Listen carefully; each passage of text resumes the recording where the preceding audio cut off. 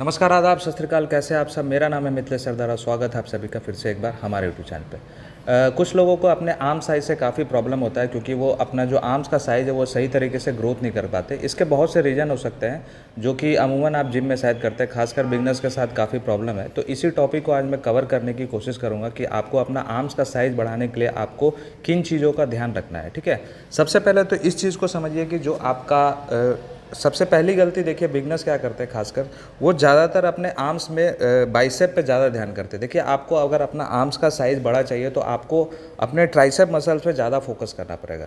देखिए, tricep muscle में सबसे पहले तो इसकी एनाटॉमी को समझिए कि इसमें होता कौन कौन से मसल इन्वॉल्व होते हैं, क्योंकि जब तक आपको मसल्स के बारे में नॉलेज नहीं होगा, आपको पता नहीं होगा कि किस मसल को किस तरीके से आप ट्रेन करोगे। देखिए, सबसे पहले तो इसमें 3 हेड होते हैं। ठीक है, सबसे पहला जो हमारा हेड होता है ये होता है लॉन्ग हेड, जो कि ट्राइसेप का मेन हिस्सा होता है। दूसरा जो हमारा हेड होता है ये होता है लैटरल हेड। ठीक है, और जो तीसरा जो हिस्सा होता है ये होता है मीडियल हेड, जो कि सही तरीके से विजिबल नहीं होता, लेकिन फिर भी आप इसको ट्रेन करना होगा, क्योंकि अगर आपको अपना आर्म्स का साइज़ सही चाहिए तो तीनों हेड को सही तरीके से हिट करना होगा। तो चलिए, सबसे पहले जो मैं आज आपको एक्सरसाइज बताने वाला हूँ वो है आपका रो पुश डाउन। देखिए, रो पुश डाउन में अमूमन बच्चे क्या करते हैं, उनका जो ये फॉर्म होता है वो इस तरीके से इसको परफॉर्म करते हैं। ठीक है, इस तरीके से ऊपर जाते हैं और नीचे इस तरीके से खोलते हैं। ठीक है, तो मैं ये नहीं बोल रहा हूँ कि ये एक्सरसाइज गलत है, लेकिन मैं इसका एक अलग वेरिएशन आपको बताऊंगा जिससे जो आपका जो ये जो लैटरल हेड है वो सही तरीके से हिट होगा। देखिए, आपको करना क्या है, जब भी आप रोप लोगे तो इस तरीके से बिल्कुल नीचे पकड़ोगे। ठीक है, नीचे पकड़ने के बाद इस तरीके से आप ये थोड़ा सा ऊपर जाओगे, थोड़ा लीन होकर। ठीक है, सीधा मारने की कोशिश नहीं है, क्योंकि जब अगर आप सीधा होते हो तो आपका जो ट्राइसेप है वो सही तरीके से वो रेंज ऑफ मोशन में नहीं जाएगा जो कि हमें चाहिए। आप इस तरीके से थोड़ा बैंड करोगे, एल्बो को लॉक करोगे। ठीक है, इसको खोलना नहीं है, अंदर बाहर नहीं करना, बिल्कुल एक जगह पे, और इस तरीके से आप पीछे की ओर जाओगे। ठीक है, ये इस तरीके से जैसे कि आप किकबैक लगाते हो, ये उसी पोजीशन में आपको जाना। नीचे जब भी आप जाओगे तो इस तरीके से हाथ को खोलना नहीं है। ठीक है, आपको इस तरीके से यूँ अपने रिस्ट को बिल्कुल पीछे की ओर लेके जाना है, इस तरीके से। आप इस एक्सरसाइज को ट्राई करके देखो, आपको लगेगा कि आपने मतलब जो लैटरल हेड है, जो आपका हेड है वो सही तरीके से हिट होगा। क्योंकि इसमें क्या होता है कि इस तरीके गलती अक्सर बच्चे क्या करते हैं कि रेंज ऑफ मोशन का वो ध्यान नहीं देते। वो या तो ज़्यादा वेट लगा लेते हैं, ज़्यादा वेट लगाने की वजह से क्या होता है, उनका जो रेंज ऑफ मोशन है या फिर जो भी उनका पॉस्चर है वो बिल्कुल गलत हो जाता है, जिसकी वजह से जो इफ़ेक्ट मतलब जो मसल्स को हम हिट करना चाहते हैं वो सही तरीके से हिट नहीं होता है। क्योंकि हमारा जो आर्म्स का जो मतलब जो हमारा मसल्स है वो एक आइसोलेशन मूवमेंट है। ठीक है, तो आपको अपने रेंज ऑफ मोशन का, अपने पॉस्चर का बहुत ही ध्यान देना पड़ेगा। ठीक है, इसमें एक आपका रॉड के थ्रू भी पुश डाउन कर सकते हैं, उसमें भी करते हैं। लेकिन उसमें देखिए होता क्या है, मैं एक चीज़ बता देता हूँ। जब भी आप ट्राइसेप की एक्सरसाइज को शुरू करते हैं तो काफ़ी लोगों को ये प्रॉब्लम होती है कि उनका जो एल्बो है वो पेन करता है। ठीक है, तो वो क्यों होता है? देखिए, सबसे पहले तो जब भी आप एक्सरसाइज करते हो तो आप जो भी लॉन्ग हेड की जो भी एक्सरसाइज है, जैसे स्कल कर्सल या फिर आपका क्लोज बेंच प्रेस, ये आप ना करें। आप कोशिश करिए कि पहले ये जो पुश डाउन वाला एक्सरसाइज है उसको सबसे पहले करो, जिससे कि क्या होगा कि मसल थोड़ी सी एक्टिव हो जाएगी और आपको जो भी जो पेन है वो नहीं होगा। या फिर अगर आपको ज़्यादा प्रॉब्लम है तो जो भी सीधा जो मतलब ये सीधी वाली जो रॉड होती है, ये वाली रॉड, इसको आप ना यूज़ करें, क्योंकि इसमें जो रिस्ट का पोजीशन है तो वो सही तरीके से आपका मूव नहीं करता है, जिसकी वजह से आपको एल्बो में पेन होता है। तो इस चीज़ का आपको ध्यान रखना है। अब जो हमारी दूसरी एक्सरसाइज होगी वो हमारी होगी मीडियल हेड के लिए।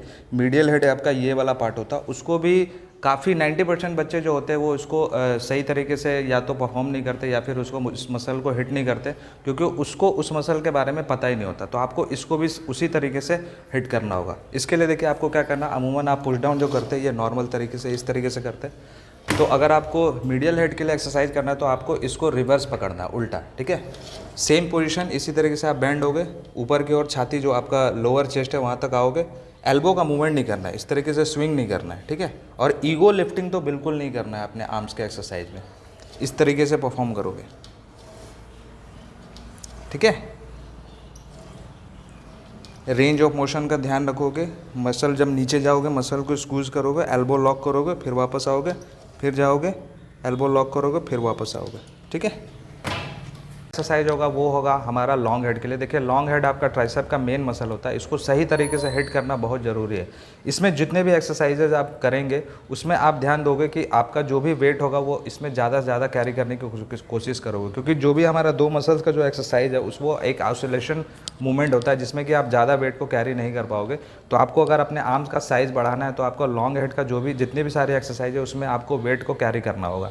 तो इसके लिए जो हम पहली एक्सरसाइज करेंगे वो होगा हमारा क्लोज ग्रिप बेंच प्रेस। उसको करना क्या है, इसमें आपको अपना पोस्चर का बिल्कुल ध्यान देना, क्योंकि अगर पोस्चर आपका सही नहीं होगा और अगर ग्रिप आपका सही नहीं होगा तो ये आपके ट्राइसेप मसल पे ज़्यादा पड़ेगा ना कि आपके चेस्ट मसल पे ज़्यादा पड़ेगा ना कि आपके ट्राइसेप मसल पे। देखिए इसमें आपका ग्रिप कैसे होगा, सबसे पहले तो जो भी आपका शोल्डर विथ होगा उससे थोड़ा सा अंदर आप इसको लोगे। थंब का जो भी ग्रिप होगा वो थंब बाहर की ओर होगा, इस तरीके से नहीं लोगे। ट्राइसेप में जितने भी एक्सरसाइज होंगी वो उसमें आपको क्या करना, आपका थंब जो होगा वो बाहर की ओर होगा, अंदर की ओर नहीं। इससे क्या होगा कि आपका ट्राइसेप मसल ज़्यादा हिट होगा। इस तरीके से आप इसको लिफ्ट करोगे। लिफ्ट करने के बाद आप जब नीचे लाओगे तो आपको बिल्कुल सटाना नहीं है, ठीक है।